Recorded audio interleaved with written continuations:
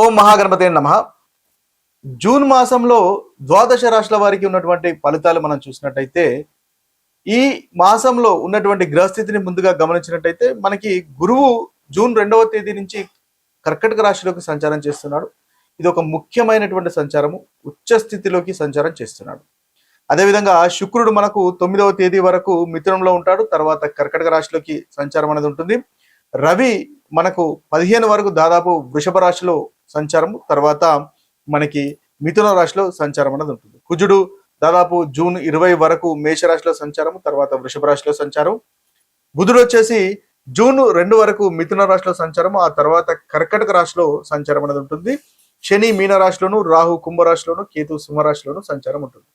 ఇది స్థూలంగా ఈ యొక్క మాసంలో ఉన్నటువంటి గ్రహస్థితి. ఈ గ్రహస్థితిని ఆధారంగా చేసుకొని మనకి ద్వాదశ రాశుల వారికి ఎలాంటి ఫలితాలు కలుగుతున్నాయో చూద్దాం.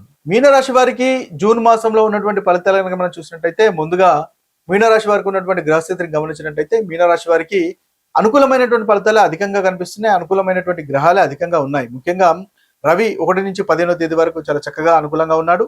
బుధుడు వీరికి ఈ మాసం మొత్తము దాదాపుగా అంటే ఈ 1, 2 వరకు కూడా చక్కగా అనుకూలంగా ఉన్నాడు. తర్వాత చూసినట్టయితే వీరికి కుజుడు దాదాపుగా 20వ తేదీ నుంచి అనుకూలంగా ఉన్నాడు. శుక్రుడు ఈ మాసం మొత్తం అనుకూలంగా ఉన్నాడు. గురువు వీరికి 5వ స్థానంలోకి జూన్ 2 నుంచి వస్తున్నాడు. కాబట్టి గురువు చక్కటి అనుకూలత అనేది ఈ మాసంలో వీరికి ఉన్నారు. తర్వాత కేతు కూడా 6వ స్థానంలో ఉన్నాడు. కేతు కూడా మీనరాశి వారికి చక్కగా అనుకూలంగానే గోచారరీత్యా ఉన్నాడు. కాబట్టి అధికమైనటువంటి గ్రహాలు అనుకూలమైనటువంటి ఫలితాలే అధికంగా ఇస్తున్నాయి. ఈ అనుకూలమైనటువంటి ఫలితాలు మనం చూసినట్టయితే ధైర్యం పెరుగుతుంది.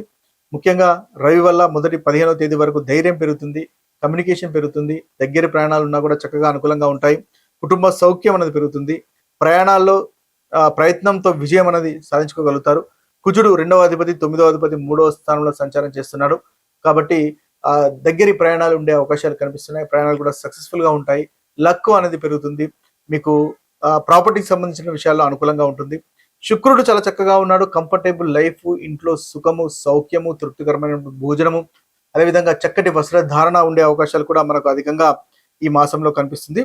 ఓవరాల్ గా చూసినట్టయితే వీరికి చాలా చక్కగా అనుకూలంగానే ఈ మాసంలో ఉంటుంది. ఈ రాశి వారికి ఉన్నటువంటి ప్రతికూలమైనటువంటి ఫలితాలు కనుక మనం చూసినట్టయితే మీనరాశి వారికి వీరికి కాస్త ఇంట్లో ఒత్తిడి ఉండే అవకాశాలు మనకు కనిపిస్తున్నాయి. ఆరోగ్య విషయంలో కూడా కాస్త ఒత్తిడి అనేది ఉంటుంది. ఖర్చులు అనేవి పెరిగే అవకాశాలు కనిపిస్తున్నాయి. కాబట్టి ఆ విషయంలో కనుక మీనరాశి వారు జాగ్రత్త పడినట్టయితే ఓవరాల్ గా వీరికి చాలా అనుకూలమైనటువంటి ఫలితాలే కనిపిస్తున్నాయి. ఎందువల్లంటే రవి బాగున్నాడు, అదేవిధంగా కుజుడు కూడా 2వ భావంలో బాగున్నాడు. శుక్రుడు ఈ మాసం మొత్తం చక్కగా అనుకూలంగా ఉన్నాడు. కాబట్టి కంఫర్టబుల్ లైఫ్, లగ్జరీ అనేది చక్కగా అనుకూలంగా ఈ రాశి వారికి ఉంటుంది. ఇంకా పరిహారాలు చేసుకోండి. ఈ యొక్క అనుకూలమైనటువంటి ఫలితాల్లో ఇంకా చక్కటి అభివృద్ధి అనేది ఈ రాశి వారికి కనిపిస్తుంది.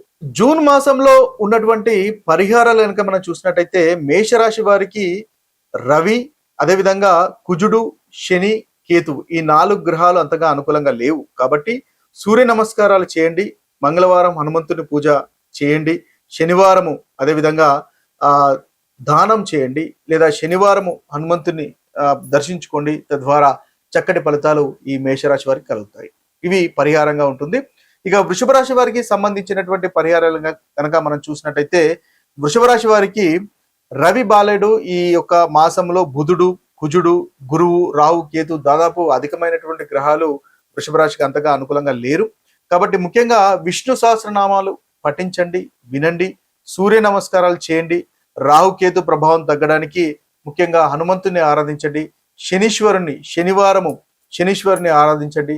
తద్వారా ఈ రాశి వారికి చక్కటి ఫలితాలు కలుగుతాయి. ప్రతికూలత అనేది తగ్గుతుంది. ఇక మనం మిథున రాశి వారి కనుక చూసినట్టయితే, మిథున రాశి వారికి ఈ యొక్క మాసంలో ముఖ్యంగా రవి, బుధ, శని, రాహు ఈ 4 గ్రహాలు అంతగా అనుకూలంగా లేరు. కాబట్టి ఈ మిథున రాశి వారి కనుక చూసినట్టయితే, బుధవారం రోజు విష్ణు సహస్రనామాలు వినండి, చదవండి.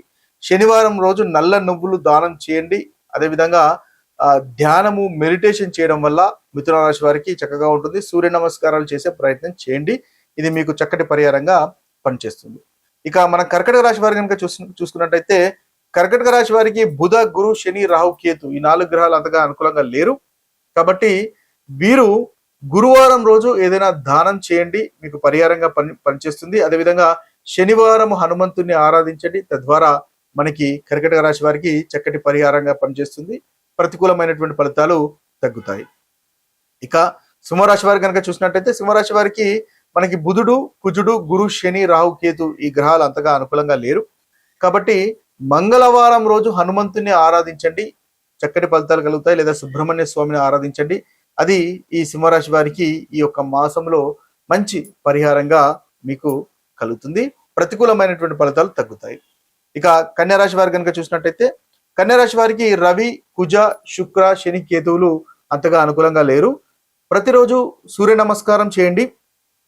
అదేవిధంగా మంగళవారం హనుమంతుని పూజ చేయండి, శుక్రవారము లక్ష్మీ పూజ చేయండి. తద్వారా ఈ మాసంలో మీకు చక్కటి అనుకూలమైనటువంటి ఫలితాలు కలుగుతాయి. ఇక తులారాశి వారి కనుక చూసినట్టయితే తులారాశి వారికి ఈ యొక్క మాసంలో రవి, బుధ, కుజ, గురు, రాహు ఈ గ్రహాలు అనుకూలంగా లేవు. కాబట్టి ఈ అనుకూలంగా లేని గ్రహాలకు మనము పరిహారాలు చేసుకోవాలి. కాబట్టి ముఖ్యంగా విష్ణు సహస్రనామాలు వినండి, విష్ణు ఆరాధించండి. తద్వారా వెంకటేశ్వర స్వామిని ఆరాధించండి, చక్కటి ఫలితాలు కలుగుతాయి. రాహు ప్రభావం తగ్గడానికి దుర్గామాతను ఆరాధించండి. శనివారం హనుమంతుని పూజించినట్టయితే మంచి ఫలితాలు, ఇంట్లోనే చేసుకున్నట్టయితే చక్కటి ఫలితాలు మనకు తులారాశి వారికి ఈ మాసంలో కలుగుతాయి. ఇక వృశ్చిక రాశి వారి యొక్క ఫలితాలు కనుక మనము పరిహారాలు చూసినట్టయితే వృశ్చిక రాశి వారికి రవి, బుధ, శని, రాహు, కేతువులు ఈ గ్రహాలు ఈ యొక్క సమయంలో అనుకూలంగా లేరు. కాబట్టి మీరు ప్రతిరోజు సూర్య నమస్కారం చేయండి. బుధవారము విష్ణు సహస్రనామం చేయండి, తద్వారా మంచి ఫలితాలు కలుగుతాయి. శనివారం హనుమంతుని ఆరాధించండి, తద్వారా కూడా మనకు వృశ్చిక రాశి వారికి చక్కటి పరిహారంగా ఈ యొక్క మాసంలో ఉంటుంది. ఇక ధనుసు రాశి వారి కనుక చూసినట్టయితే ధనుసు రాశి వారికి బుధ, శుక్ర, గురు, శని, కేతువులకు సంబంధించినటువంటి పరిహారాలు చేసుకోవడం ఉత్తమం. వీరికి లక్ష్మీ పూజ చేసుకోండి. అదేవిధంగా గురునికి సంబంధించినటువంటి జపము లేదా దత్తాత్రేయుని ఆరాధించండి. ఈ మాసంలో చక్కగా మకర రాశి వారికి ఉంటుంది. ముఖ్యంగా హనుమంతుని ఆరాధించినా కూడా మీకు చక్కటి మంచి ఫలితాలు ఈ యొక్క మాసంలో కలుగుతాయి. ఇక కుంభరాశి వారి కనుక చూసినట్టయితే కుంభరాశి వారికి రవి, గురువు, శని, రాహు, కేతు ఈ 5 గ్రహాలు అంతగా అనుకూలంగా లేవు. కాబట్టి కుంభరాశి వారికి ప్రతిరోజు సూర్య నమస్కారం చేయండి. అదేవిధంగా గురువారం ఏదైనా దానం చేయండి. శనివారము హనుమంతుని ఆరాధించండి. మీనరాశి వారికి సూర్యుడు, బుధుడు, కుజుడు, శని, రాహు ఈ గ్రహాలు అంతగా అనుకూలంగా లేరు. కాబట్టి ఈ రాశి వారు ప్రతిరోజు సూర్య నమస్కారం చేయండి. ప్రతి మంగళవారం హనుమంతుని ఆరాధించండి. తద్వారా ఈ మాసంలో జూన్ మాసంలో చక్కటి అనుకూలమైనటువంటి ఫలితాలు కలుగుతాయి. ఇవి స్థూలంగా మీకున్నటువంటి ఈ జూన్ మాసంలో ఉన్నటువంటి ఫలితాలు, అదేవిధంగా పరిహారాలు. మరొక వీడియోలో మరొక రాశి ఫలితాలతో కలుద్దాము. అంతవరకు సెలవు. సర్వే జన సుఖినో భవంతు. సర్వే సుజన సుఖినో భవంతు. నమస్తే.